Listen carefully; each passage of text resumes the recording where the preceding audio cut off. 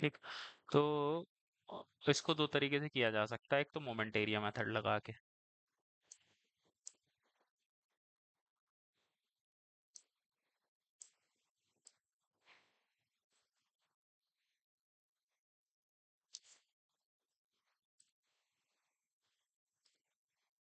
हाँ, तो इसमें देखो क्या है, जो हमें चीज कंसिडर करनी है, सबसे पहले तो इसका बेंडिंग मोमेंट डायग्राम ठीक से बनाना आना चाहिए।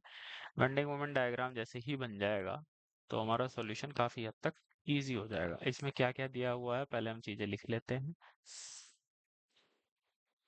इसका पीएमडी, इसको मैं अलग ही ले लेता हूँ।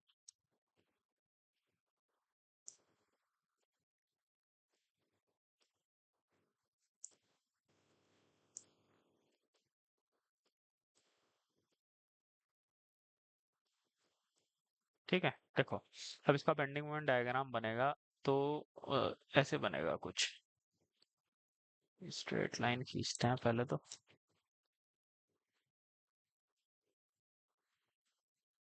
ठीक है, तो यहाँ पर बेंडिंग मोमेंट होगा 0। ठीक। और यहाँ पर इसका बेंडिंग मोमेंट होगा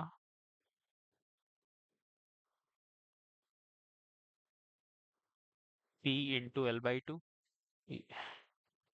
ये होगा हमारा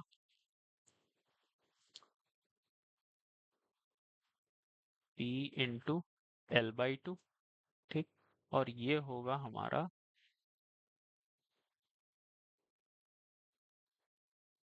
ये L है, ये नहीं, ये क्या दिया हुआ है, अच्छा ये I दिया हुआ है, ये हो जाएगा PL। ठीक। ये मोमेंट ऑफ इनर्शिया दिया हुआ है। अब मैं इसका एम EI डायग्राम बनाऊंगा। EI डायग्राम जब मैं बनाऊंगा तो ये हो जाएगा आपका इस तरीके से। ठीक। ये हो जाएगा आपका, ऐसे अलग अलग बांट लेते हैं इसको, PL/2EI। ठीक। और ये हो जाएगा आपका,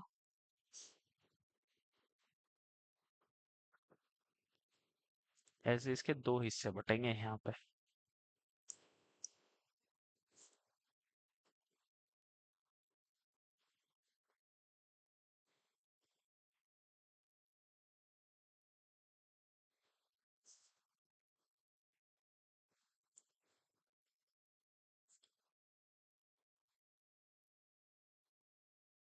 ये हो गया, ये वाला जो, इसको हम कहेंगे PL/2EI। ठीक। अब जैसे आप इस सेक्शन पर आते हो, यहाँ पर 2EI, देखो यहाँ पर क्या है, ठीक लेफ्ट में इसके PL/2EI है, लेकिन जैसे ही आप इधर आते हो तो ये हो जाएगा PL/4EI। ठीक।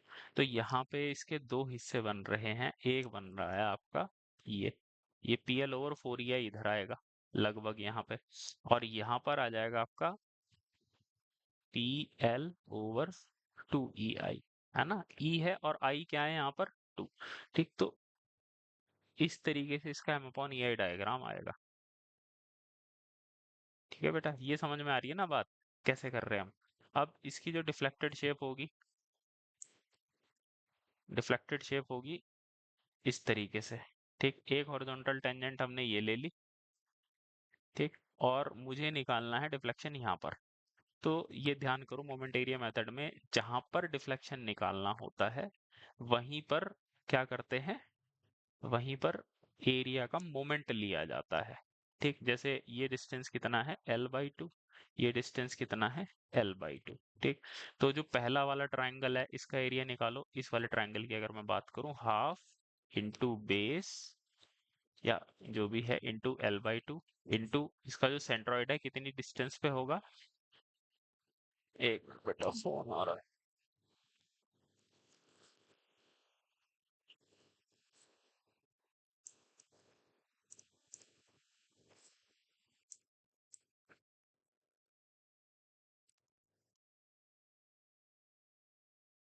इसका जो सेंट्रॉइड होगा कितने डिस्टेंस पे होगा, देखो अगर ट्रायंगल होता है तो कितने डिस्टेंस पे होता है, L/2 इंटू 2/3।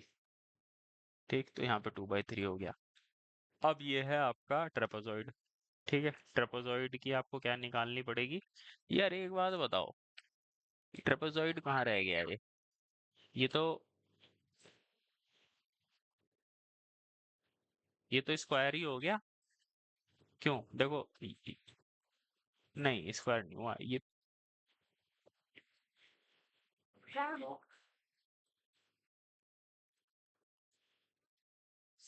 हम्म, ये P L upon four E आई है, ये पी एल ओवर टू ई आई है। ठीक है। अब अब जो ट्रेपेजॉइडल होता है उसका एरिया होता है half B one plus B two into height. ये ट्रेपेजॉइड का एरिया होता है। बी वन ये हो गया, बी टू ये हो गया, हाइट एल बाई टू हो गया। फिर इसमें क्या रहता है बेटा, पापा पढ़ा रहे हैं जाओ। फिर उसके बाद क्या रहता है, इसके बाद ये जो डिस्टेंस है सेंट्रोइड का डिस्टेंस जो उन्होंने टेबल में दिया हुआ था, उस सेंट्रोइड के डिस्टेंस से मल्टीप्लाई करके, ठीक, इस सेंट्रोइड के डिस्टेंस से मल्टीप्लाई करो, तो फिर तुम हमारा डिस्टेंस कहाँ से लिया जाएगा, देखो ये डिस्टेंस तो हो गया एल बाई टू प्लस ये जो सेंट्रोइड का डिस्टेंस है वो। ठीक, तो जो हमारा सेंट्रोइड का डिस्टेंस होता था ट्रेपेजॉइड के केस में इन्होंने दिया हुआ था ना,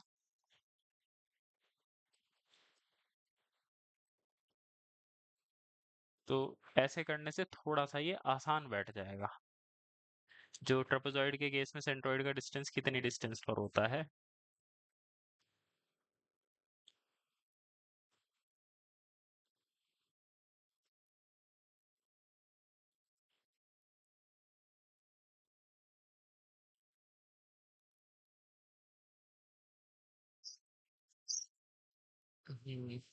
एक मिनट देखते हैं जरा कहाँ है। ये कौन से पेज पे था ये, जहाँ पे सारे सेंट्रोइड वगैरह दिए हुए थे। हम्म,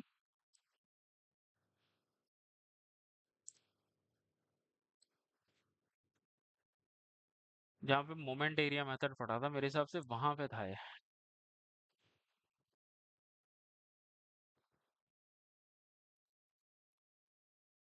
लास्ट में तो नहीं होगा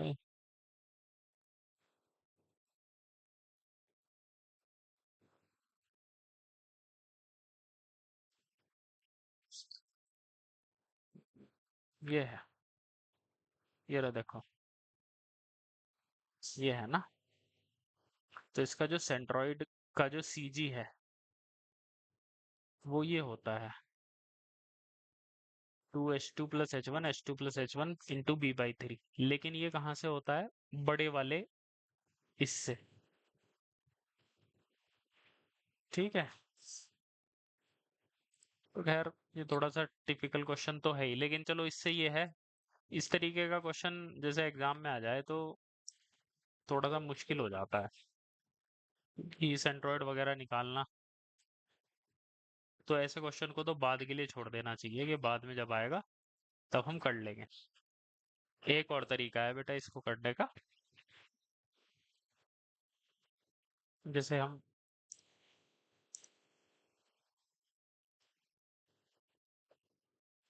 वैसे जो ट्रेपेजॉइड का केस होता है ना,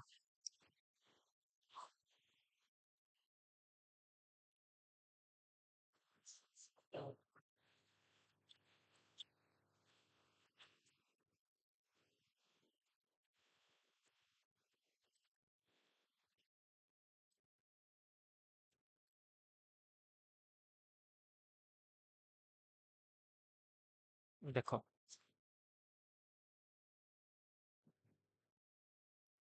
इसका मैं पहले बेंडिंग मोमेंट डायग्राम दोबारा से बना देता हूँ, फटाफट फटाफट। जो हमने एम अपॉन ई आई डायग्राम बनाया था,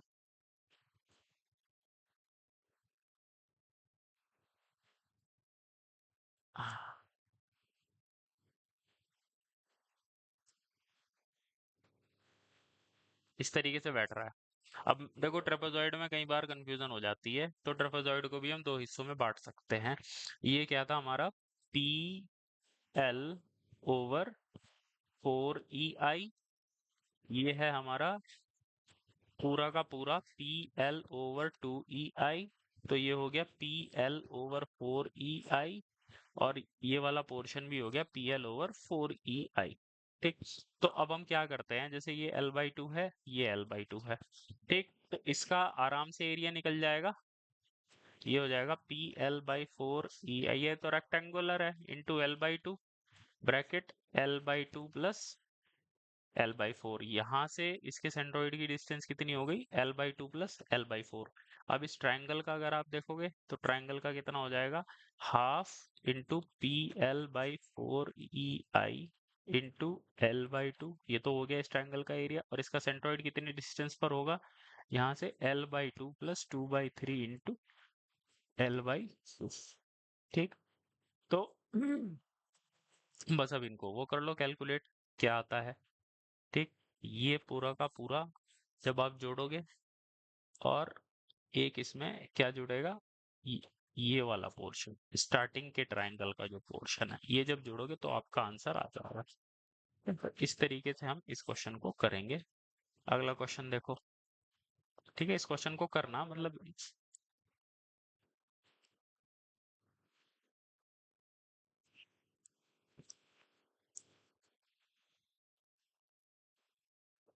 सिंपली सपोर्टेड बीम है, उधर ही बैठ जाओ इस तरफ। सिंपली सपोर्टेड बीम है जिसका स्पैन है 8 मीटर। सिंपली सपोर्टेड बीम होगी जिसका स्पैन कितना है, 8 मीटर। कैरीज यूडीएल इतना, the beam is propped, the beam is propped at the middle of the span, the value इतना the amount by which the prop should yield in order to make three reaction equal। यार ये तो कुछ तगड़ा question आ गया भाई। Simply supported beam है, ठीक, 8 मीटर का स्पैन है इसका।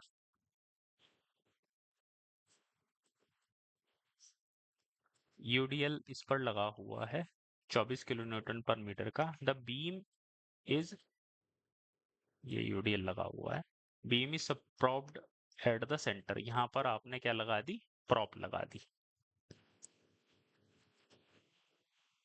ठीक है, propped at the middle of the span. The value E बराबर इतना दिया हुआ है, आई बराबर इतना दिया हुआ है। The amount by which prop should yield in order to make three reaction equal. ये क्या कह रहा है कि ये जो बीच की जो आपने सपोर्ट लगाई हुई है या प्रॉप जिसे बोलते हैं, ये नीचे कितना बैठ जाए ताकि तीनों पर रिएक्शन सेम आए। यहाँ पर, यहाँ पर, और यहाँ पर रिएक्शन सेम आए। ठीक। अब इसे किस तरीके से करना रहेगा भाई, इस क्वेश्चन को देखो।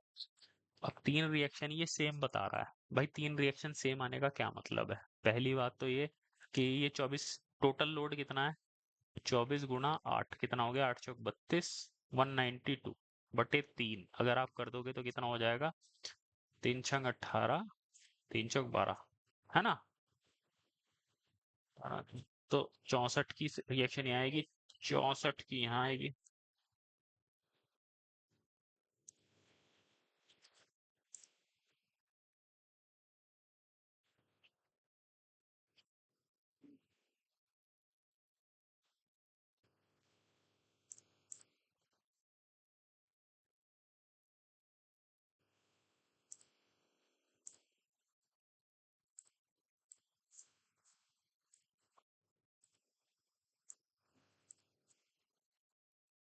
अब दूसरी बात ये क्या कहता है, देखो रिएक्शन पता चल गई हमें यहाँ पे। दूसरा ये कहता है कि ये नीचे कितना बैठे, ये वाली जो सपोर्ट है। ठीक, नीचे बैठने का क्या मतलब है, अब इसकी शेप कैसी हो गई है, या इधर दिखा देता हूं मैं इसको। देखो, इस तरीके से कर सकते हैं भाई। पहले ये था ऐसा बिल्कुल, फिर अब ये कैसा हो गया है, अब ये हमारा हो गया है इस तरीके से। ठीक, मान लीजिए ये डेल्टा से नीचे बैठ गया। ठीक, और ये इसमें लगा हुआ है यूडीएल, और नीचे से रिएक्शन आ रही है 64 की। तो अब मेरे हिसाब से तो सिंपल है। अब आप देखो, यहाँ पर जो डेल्टा होगा हमारा, डेल्टा किस किस के कारण आएगा, एक तो इस यूडीएल के कारण आएगा और एक इस 64 के कारण आएगा। यूडीएल के कारण आपको पता ही है क्या होता है, यूडीएल के कारण डब्ल्यू एल की पावर 4 ओवर कितना होता है? 48 होता है, चलो 48 EI माइनस इस लोड के कारण जो आ रहा होगा 64 इंटू L³ ओवर जो भी है फॉर्मूला, अब आप लगा के डेल्टा निकाल सकते हो। ठीक है, अच्छा क्वेश्चन था ये भी।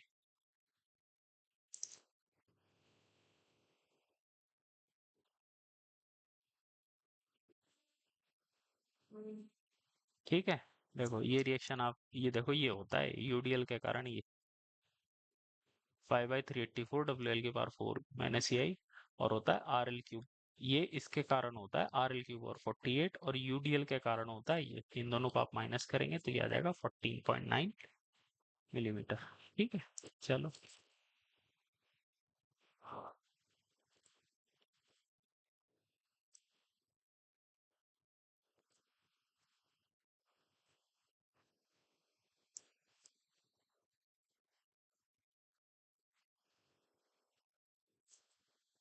कैंटिलीवर बीम है, डिफ्लेक्शन एट फ्री एंड आप निकाल सकते हो। ठीक है, लोड दिया हुआ है, आई दिया हुआ है, ई दिया हुआ है, ये सब निकाल के आप कैलकुलेट कर लोगे। ये क्लोज कॉयल हेलिकल स्प्रिंग ये वैसे हम आगे देखेंगे, लेकिन इसका फॉर्मूला होता है तो वो आप याद रख सकते हो, 5.48 का आंसर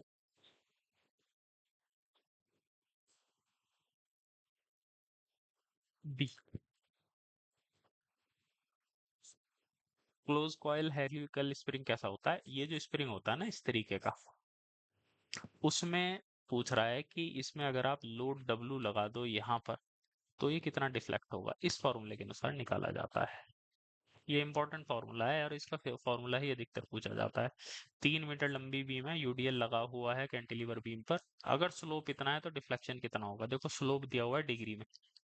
ठीक है, तो देखो कैंटिलीवर बीम पे यूडीएल लगा हुआ होता है तो स्लोप का क्या फॉर्मूला होता है? WL³ ओवर 3 EI बराबर 1 डिग्री।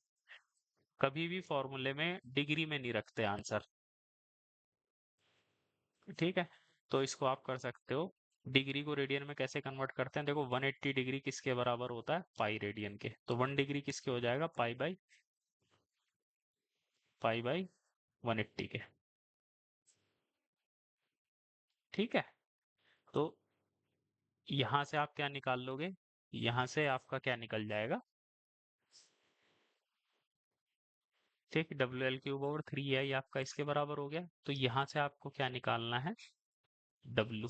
डब्लू निकल गया तो फिर आप डिफ्लेक्शन निकाल लोगे।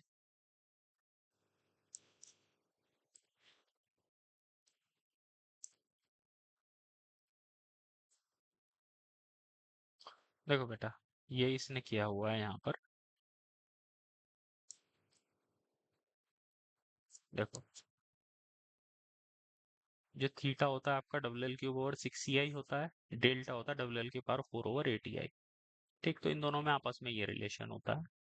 आपस में क्या रिलेशन भाई? अगर मैं जो WL⁴ ओवर 6 EI है इसमें मैं L की गुणा कर दूं, 6 से इधर लगा दूं और 8 अगर मैं इधर लगा दूं, तो मेरा यही बन जाएगा ना WL⁴ ओवर 8 EI, और यही मुझे निकालना है।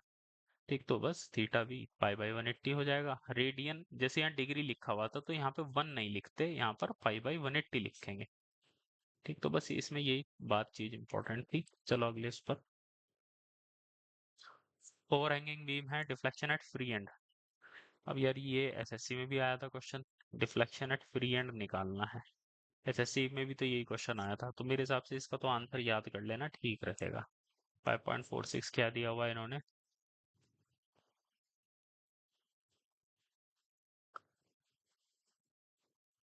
देखो इन्होंने इसको किस तरह से किया। सबसे पहले तो इन्होंने ये माना कि ये जो डिफ्लेक्शन है ये ऐसे आएगा जैसे ये आपकी कैंटिलीवर बीम हो, तो ये हो जाएगा WL⁴ ओवर 3 EI पहली चीज।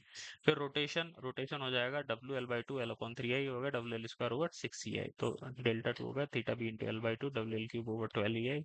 डेल्टा हो जाएगा इन दोनों का एडिशन, ये हो गया WL/2, ये थीटा भी हो जाएगा।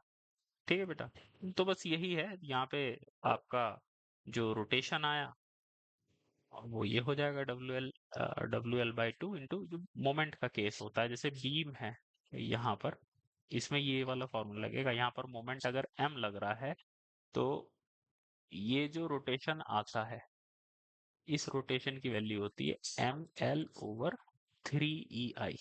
ठीक, तो यही जो रोटेशन होगा, यहाँ पर भी यही रोटेशन होगा, तो इसने ml/3ei में l/2 की गुणा कर दी, तो आपका ये आया है।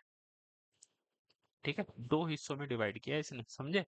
एक तो डायरेक्ट डिफ्लेक्शन निकाला इसको कैंटिलीवर मानते हुए, फिर इसने यहाँ पर क्या निकाला, रोटेशन निकाला।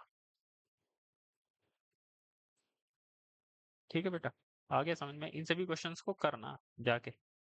ठीक है जी, 5.46 इस पर आओ। सिंपली सपोर्टेड बीम है, स्पैन एल है, फ्लेक्सुरल रिजिडिटी है, यूटीएल लगा हुआ है। The strain energy at this condition in the beam due to bending. Strain energy कितनी होगी बेंडिंग के कारण? ये तो क्वेश्चन अच्छा खासा तगड़ा है भाई।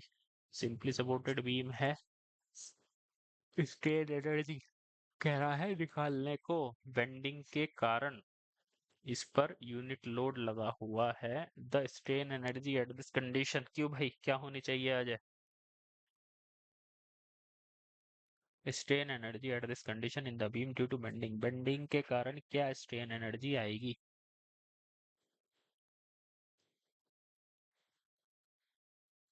डेल्टा। ठीक, हो जाएगा हमारा।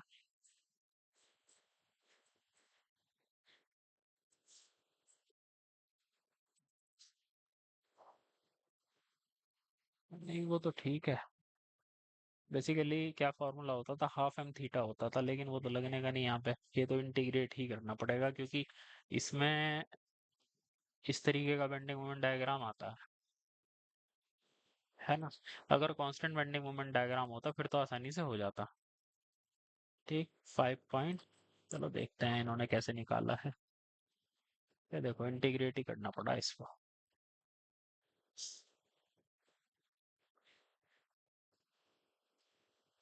इंटीग्रेशन से ही हो पाएगा ये।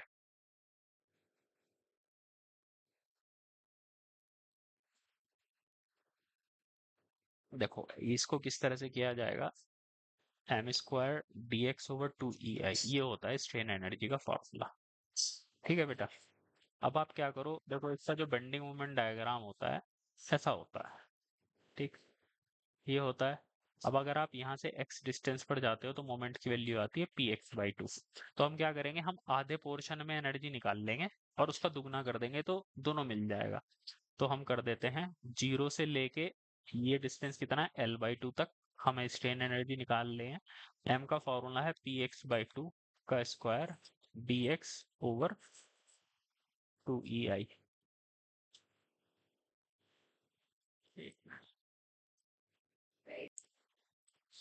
ठीक है बेटा, तो इन्होंने यही किया, px²/2 dx/ei। अब इसको कैसे करेंगे, जीरो से l/2 p²/4 x² dx/2ei। ठीक, तो ये हो जाएगा हमारा x² dx हो जाता है, x² dx का इंटीग्रेशन होता है x³/3। ठीक, और ये आपको जीरो से लेके l/2 तक, मतलब ये हो जाएगा l/2 की वैल्यू रखेंगे, फिर इसमें जीरो की वैल्यू रखेंगे। ठीक, मतलब जैसे इंटीग्रेशन करते ही हैं, तो ये हमारा आ जाएगा स्ट्रेन एनर्जी l³, मतलब हमें इंटीग्रेशन आना चाहिए तो हम कर लेंगे।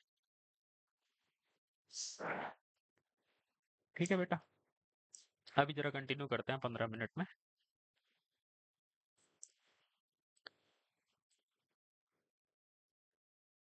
ठीक, तो ये हमारे क्वेश्चंस हो गए थे, इसके बाद हम चलते हैं अपने इस क्वेश्चन पे।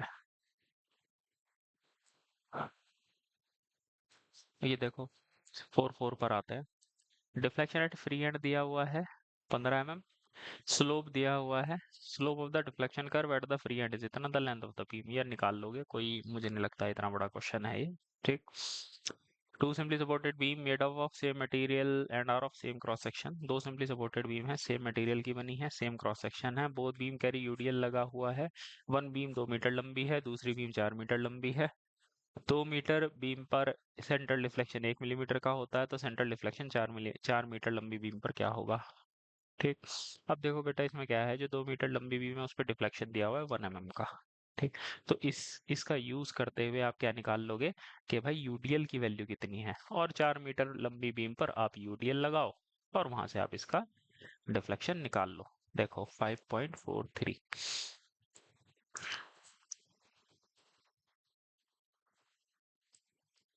ये देखो ये इन्होंने किया हुआ है, पहली बीम का डिफ्लेक्शन लिया इन्होंने।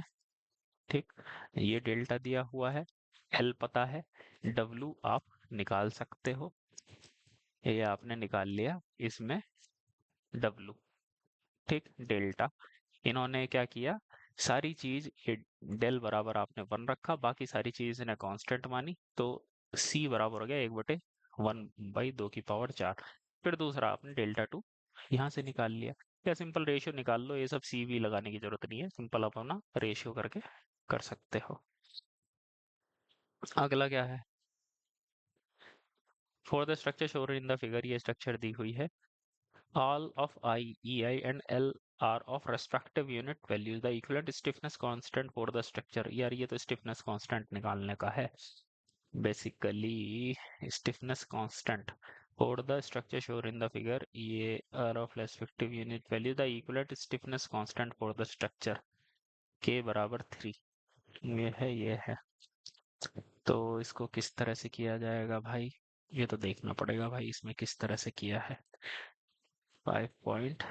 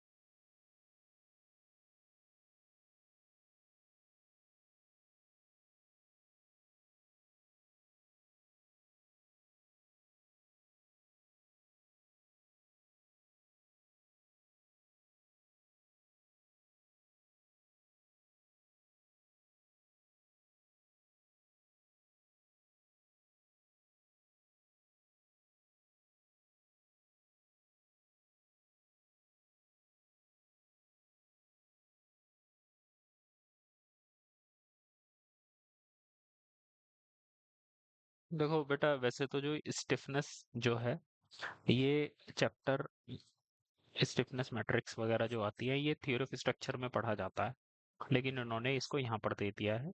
लेकिन कोई बात नहीं, हम देख लेते हैं। देखो ऊपर से लोड लग रहा है पी। ठीक। अब क्या है, ये यहाँ पर है स्प्रिंग। ठीक। तो इसकी डिफॉर्मेशन कुछ ऐसी होगी, ये ऐसे डिफ्लेक्ट होगा। ठीक। और ये थोड़ा कम डिफ्लेक्ट होगा।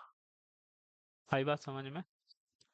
भाई ये स्प्रिंग लगा हुआ है, तो अधिकतर डिफ्लेक्शन इसमें आएगा, जिसको इसने बोला डेल्टा बी, और थोड़ा बहुत डिफ्लेक्शन इसमें भी आएगा डेल्टा सी। ठीक। तो ये बात आई समझ में, इतना। तो जो स्प्रिंग है उसमें कितना डिफ्लेक्शन हो रहा है, delta B minus delta C. आई बात समझ में? देखो बेटा, स्प्रिंग जो था, ऐसे समझो जैसे पहले ये जो स्प्रिंग लगा हुआ था ऐसे था। ठीक। इसका ये वाला हिस्सा कितना डिफ्लेक्ट हुआ, ये वाला हिस्सा इसका पहुंच गया ये वाला हिस्सा जो है डेल्टा बी नीचे पहुंचा, और ये वाला हिस्सा जो है डेल्टा सी नीचे पहुंचा। ठीक। तो टोटल अगर हम डिफ्लेक्शन निकालें तो इन दोनों को माइनस करना पड़ेगा। ठीक। ये है बेसिकली इसका मतलब। तो आपने कंप्रेशन इन स्प्रिंग निकाल लिया, delta B minus delta C. अब बात आती है डेल्टा बी। अब अगर आप सिर्फ इसको देखो, तो ऊपर से पी लग रहा है, नीचे से रिएक्शन लगेगी स्प्रिंग की। ठीक। तो कैंटिलीवर बीम पे टोटल लोड फ्री एंड पर कितना हो गया, पी माइनस आर। तो इसके अनुसार पी एल क्यूब ओवर 3 ई आई, एक्सक्यूज मी, और डेल्टा सी आपका कितना हो गया, देखो इस स्प्रिंग पर कितना लग रहा है, आर लग रहा है, तो ये हो गया R L³/3 EI। ठीक है, अब इसने क्या रखा है, I E I L सबकी यूनिट 1 है, मतलब कि सबकी वैल्यू है 1।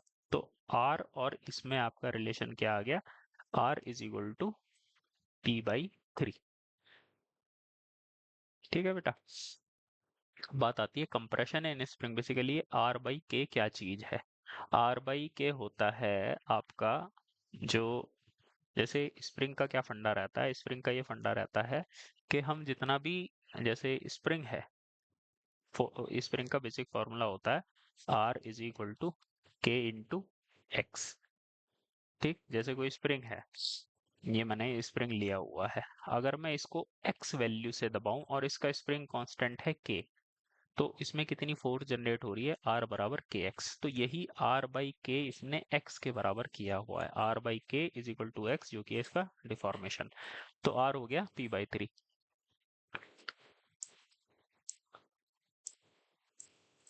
ठीक, तो इतना हमें समझ में आ गया। तो R बराबर यहाँ से आ गया हमारा R = P/3।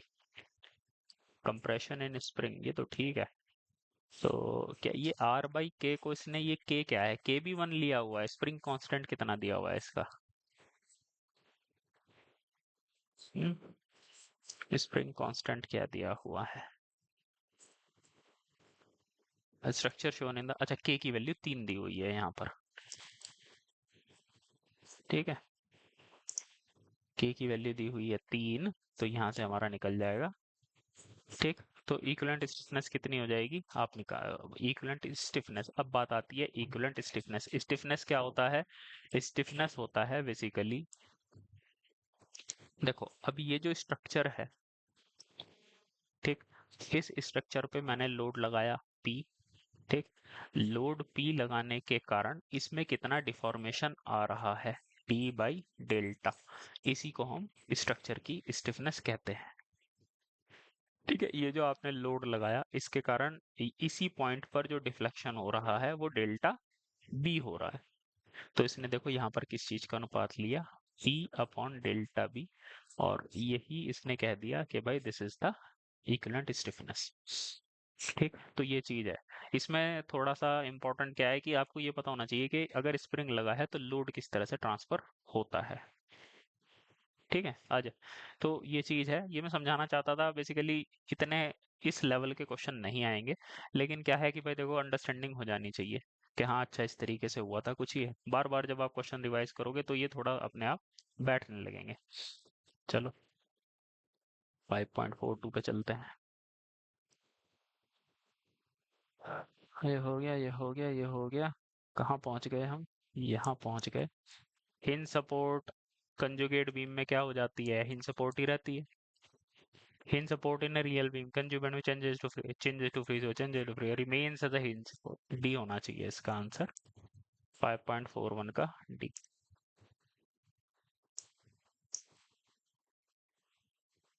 हाँ हाँ हाँ हाँ, बड़े खतरनाक क्वेश्चन दिए हुए हैं भाई।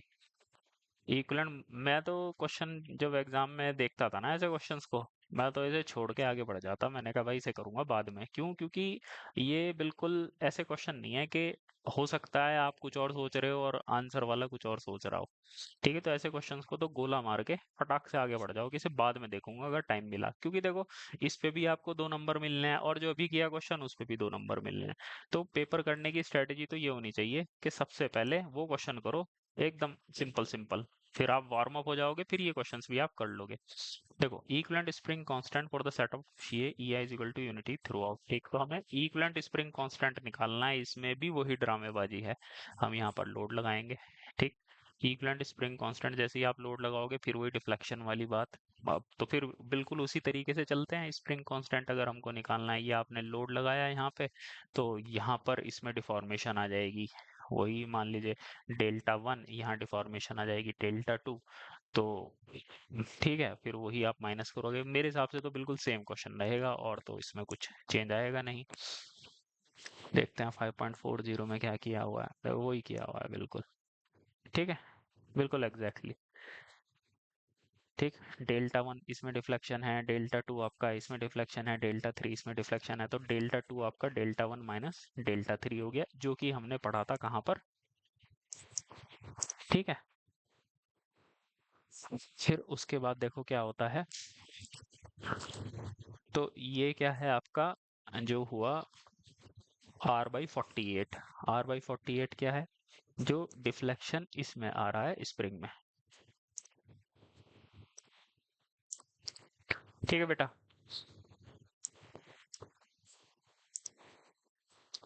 तो अब देखो, के इन्होंने 48 दिया हुआ है, स्प्रिंग कांस्टेंट।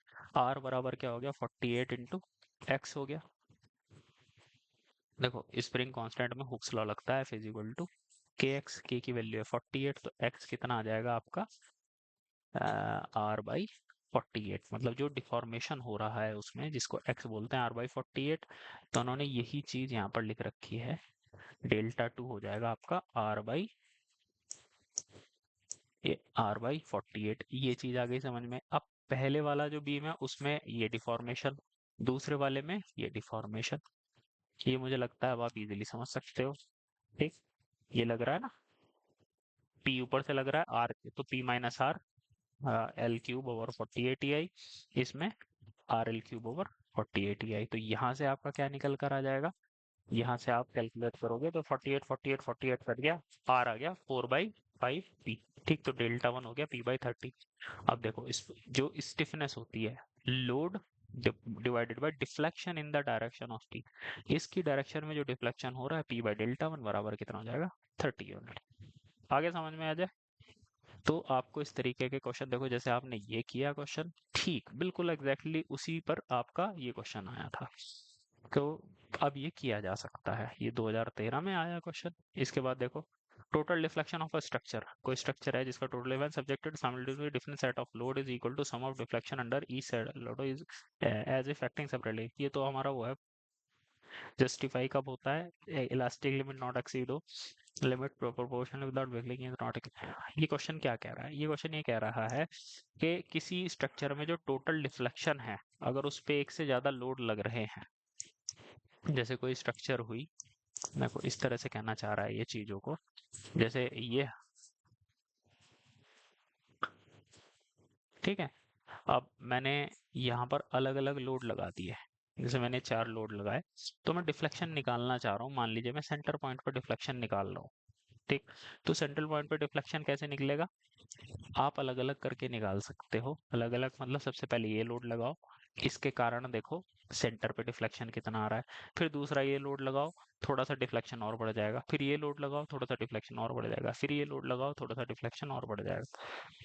तो इन चारों के योगदान को आप अलग अलग जोड़कर भी निकाल सकते हो, इसे बोलते हैं प्रिंसिपल ऑफ सुपर पोजीशन। ठीक, ये कह रहा है कि ये कंडीशन कब लागू होती है, ये कंडीशन तब लागू होती है मेरे हिसाब से, proportional limit without buckling is not exceeded, I think, मतलब प्रोपोर्शनल लिमिट में बात क्या रहती है कि लोड के प्रोपोर्शन में डिफ्लेक्शन आता है, प्रोपोर्शनल लिमिट का तो यही मतलब हुआ।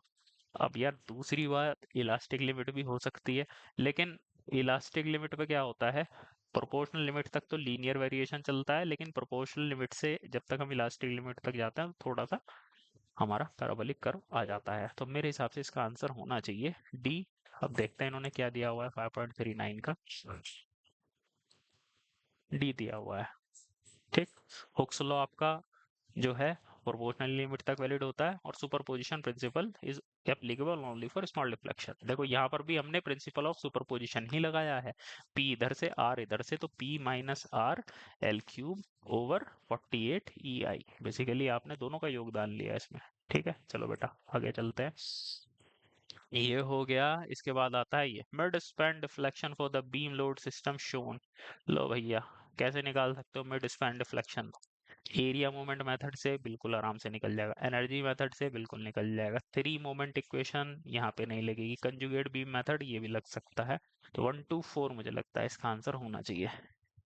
ठीक है, जनरलाइज थ्री मोमेंट इक्वेशन जो होती है वो थ्योरी ऑफ स्ट्रक्चर में पढ़ाई जाती है। थ्री मोमेंट इक्वेशन जो होती है उसका इस्तेमाल होता है, जहां तक मुझे ध्यान आ रहा है, इस तरीके की बीम को सॉल्व करने के लिए। ठीक है, चलो अब इस क्वेश्चन पर आते हैं। ये क्या कह रहा है? सिंपली सपोर्टेड बीम है जिसकी लंबाई एल है, कंसंट्रेटेड लोड डब्ल्यू बीच में लगा हुआ है, यूडीएल लगा हुआ है। यू देखो, UDL load equivalent to W, मतलब यूडीएल कितना हो गया? W by L. It has like रे देता ना the total reflection at its mid point पर टोटल रिफ्लेक्शन निकालना है। निकाल लो फिर तो यार, जोड़ के निकाल लो, इसकी वजह से निकालो।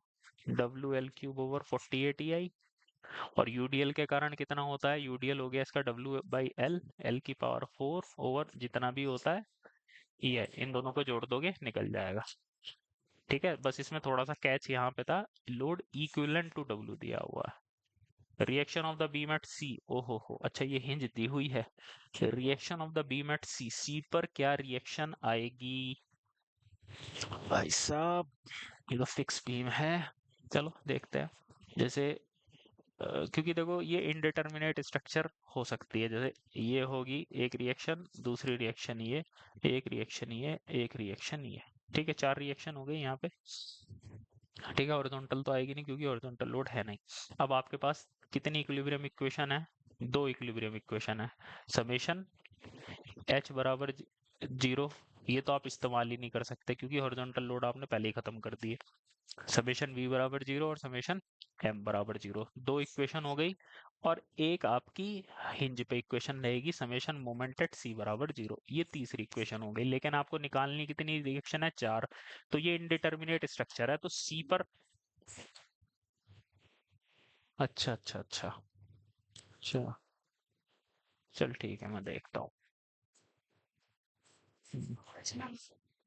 हम्म हम्म हम्म, ठीक है ठीक है ठीक है। हम्म, ठीक है अजय, मैं आता हूँ बेटा, 1 मिनट जरा। ठीक है।